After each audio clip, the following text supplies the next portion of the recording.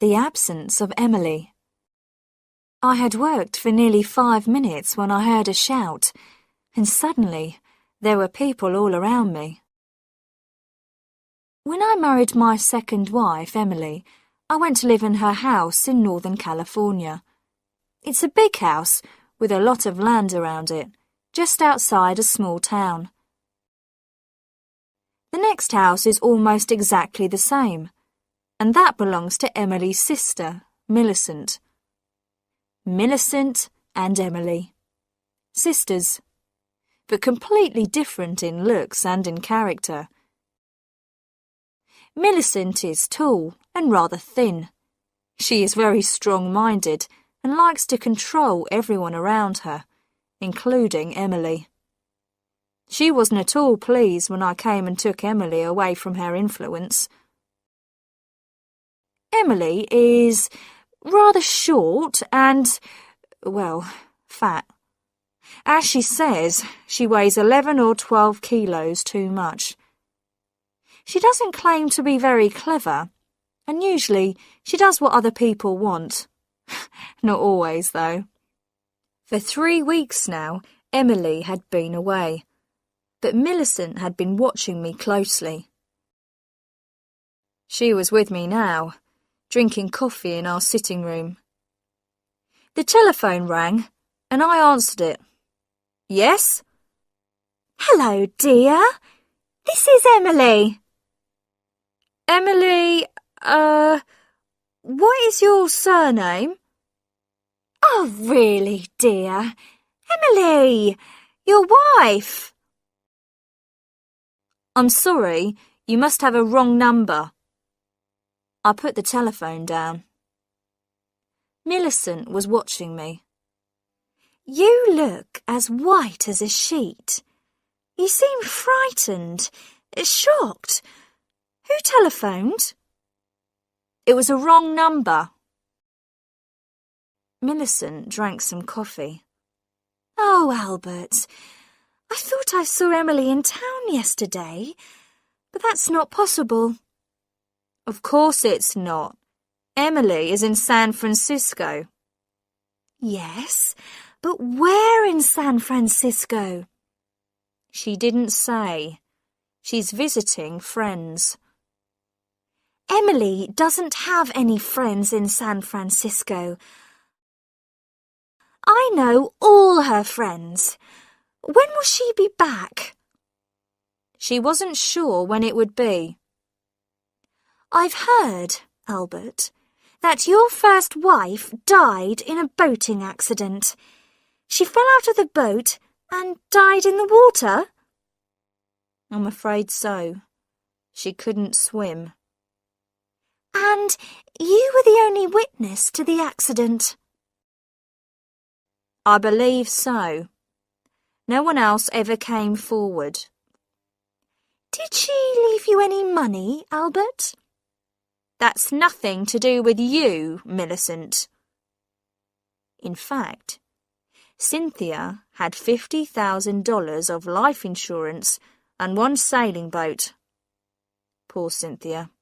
She had taken her boat out alone that day.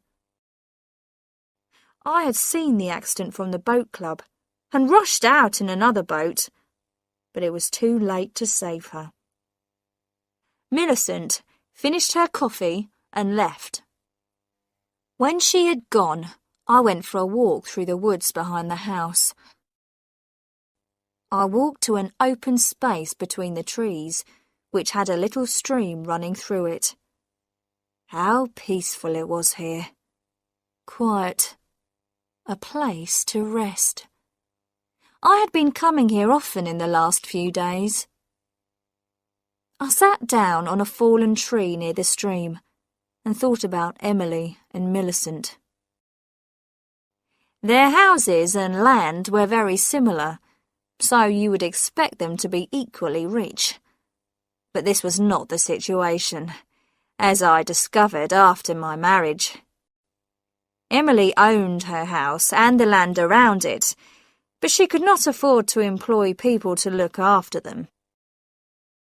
Millicent, on the other hand, employed a lot of people in her house, and even a lawyer to look after her money. She must have $1 million at least. On Tuesday afternoons, I usually go to the supermarket in town. Today, in the car park, I saw a small, rather fat woman across the street walking away from me. She wore a purple dress and a brown hat. It was the 4th time I'd seen her in the last 10 days. I hurried across the street. She turned the corner and I started to run. When I reached the corner, she was nowhere in sight. I was standing there when a car stopped beside me. It was Millicent. "What are you doing, Albert? I saw you running. I've never seen you run before." "Oh, I was just taking a little exercise." I was still breathing hard as I walked back to the supermarket. The next morning, when I returned from my walk to the stream, I found Millicent in the sitting room, pouring some coffee for herself. "I've been in the bedroom, looking at Emily's clothes," Millicent said. "I didn't see anything missing." "Why should anything be missing? Has there been a thief in the house?" "Don't tell me that Emily went off to stay with friends in San Francisco without any luggage." "She had luggage, though not very much." "What was she wearing when she left?" "I don't remember," I said. That evening, as I prepared for bed, I looked inside Emily's cupboard. What could be done with her clothes? Perhaps I should give some away. I woke up at 2 in the morning. Bright moonlight was shining on my face. I dressed and went out to the hut in the garden. I needed something for digging a hole.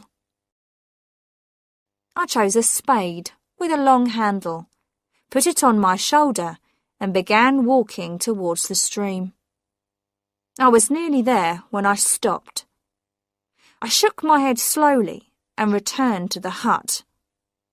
I put the spade away and went to bed. The next morning, Millicent came to see me while I was having breakfast. She brought in the Morning Post, which had just come. It included one small blue envelope addressed to me. The writing seemed familiar. The postmark was our local town. I opened the envelope and pulled out a sheet of paper. "Dear Albert, I miss you so very much. I shall return home soon, Albert. Soon, Emily." I put the letter and the envelope into my pocket. "Well?" Millicent asked. "I thought I recognised Emily's writing on the envelope." "Did she say when she'll be back?" "That is not Emily's writing. It's a letter from my aunt in Chicago." "I didn't know you had an aunt in Chicago." "Don't worry, Millicent. I do have an aunt in Chicago." That night, I was in bed, but awake, when the telephone beside my bed rang. "Hello, my sweet. This is Emily." "You are not Emily. You are someone else." "Don't be silly, Albert. Of course this is me, Emily." "You can't be Emily. I know where she is, and she couldn't telephone at this time of night." "You think you know where I am?" "No, I'm not there now. It was too uncomfortable. So I left, Albert." I got out of bed and dressed. I went downstairs to the study and made myself a drink. I drank it slowly. It was nearly 1 o'clock in the morning when I went to the garden hut again and took out the spade. This time I went all the way to the space between the trees. I stopped beside the highest tree of all. I began taking big steps, counting at the same time. 1, 2, 3, 4. I stopped at 16. Then I began digging.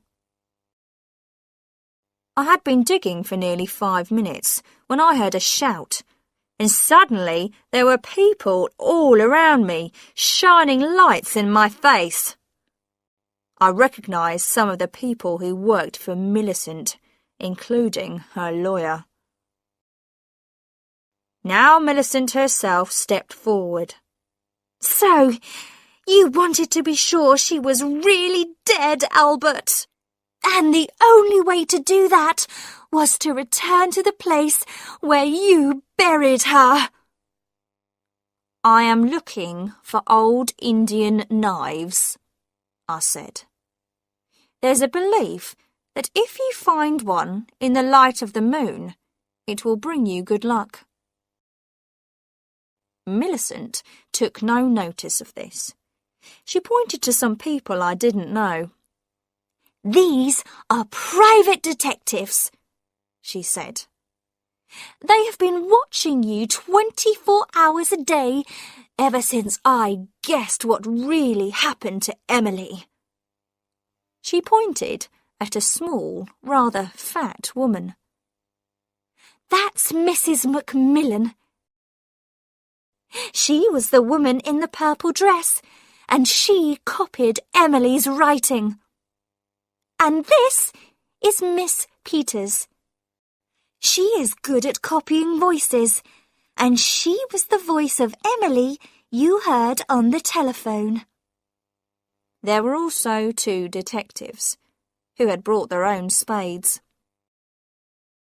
Now they began digging in the hole which I had started. "We knew you were getting worried, Albert," said Millicent. "You almost dug her up last night, didn't you? But then you changed your mind. That was lucky, because last night I didn't have so many people to watch you. Tonight we were ready and waiting." The detectives dug for about 15 minutes and then paused for a rest. "This ground is very hard," said one. They went on digging until the hole was 2 meters deep. "Nothing has been buried here," said the other. "The only thing we found was an old Indian knife." I smiled at Millicent. "What makes you think I buried Emily?" I left them and returned to the house. I had guessed from the beginning that Millicent was responsible for the false Emily that had appeared to me in different forms. It was all part of her plan. What had been her aim? Well, she believed that I had killed her sister. So she wanted to frighten me until I broke down and said, Yes, I killed her." I had been playing a game too. I wanted her to think I was frightened. And of course, I wanted her to think I had buried the body in that place in the woods. Now I was in a strong position. She had called me a murderer in front of all those witnesses. I could take the matter to a court of law and demand a large sum of money from her. But she wouldn't want to let that happen. She wouldn't want the world to know she had been stupid. She would prefer to pay those people to keep silent. Would that be possible? Well, it would help if I supported her story and said that nothing had happened at all.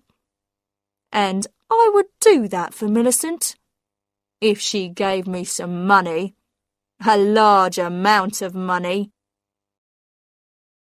At the end of the week, my telephone rang. This is Emily. I'm coming home now, dear. Oh, great.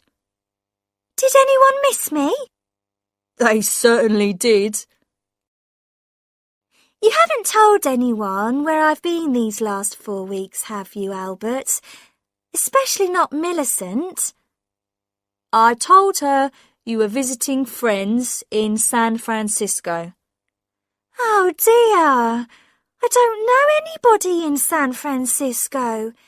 Did she believe you? I don't think so.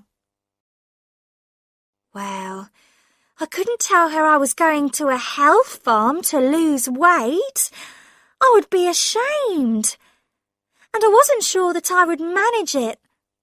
But I have, Albert. I have. I've lost 14 kilos. My figure must be as good as Cynthia's now. Well done, Emily. That's great. Why is Emily jealous of my first wife? They each have their place in my heart.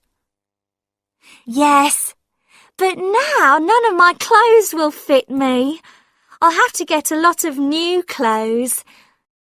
Do you think we can afford it, Albert? We can now, with some help from Millicent.